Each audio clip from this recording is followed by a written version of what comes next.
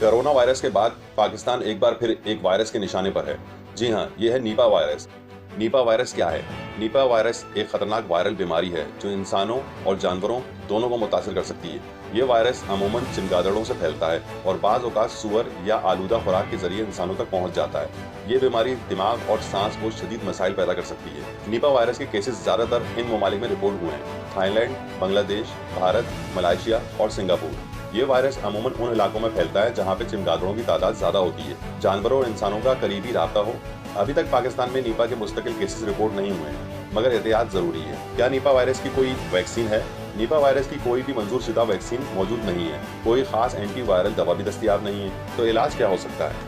मरीज़ की हालत के मुताबिक सपोर्ट में बुखार, सांस और दिमागी अलामात को कंट्रोल करने की कुछ दवाइयात दी जाती है।